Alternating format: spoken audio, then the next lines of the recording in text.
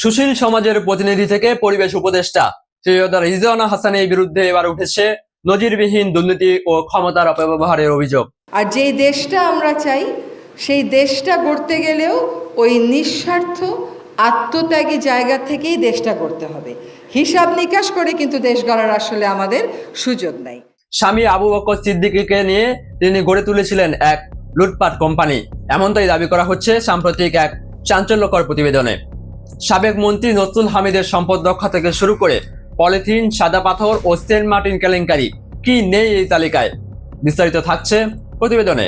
পরিবেশ আইনজীবী হিসেবে পরিচিত সৈয়দা রিজওয়ানা হাসানের অতীত ও যোগ্যতা নিয়ে প্রশ্ন তুলেছে একটি বিশেষ প্রতিবেদন।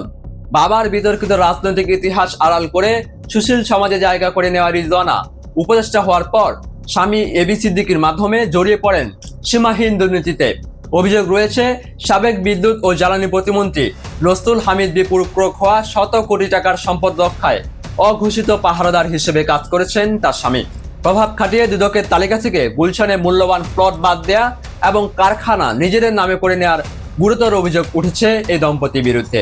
পরিবেশ মন্ত্রণালয়েও চলেছে স্বামীর একচেটিয়া রাজত্ব।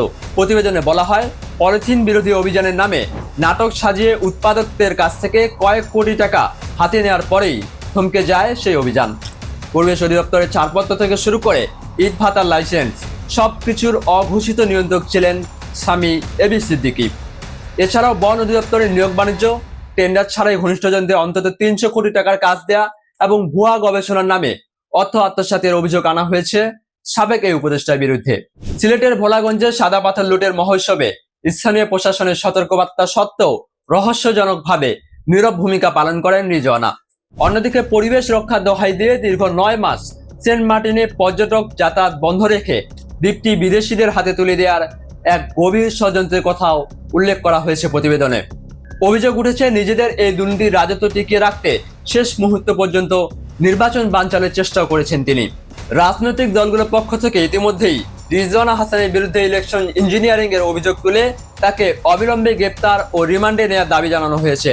সুশীল আবরণের আড়ালে এই দম্পতির নজিরবিহীন দুর্নীতির এই ফিরিস্তি এখন সামাজিক অঙ্গনে আলোচনার কেন্দ্রবিন্দুতে পরিণত হয়েছে।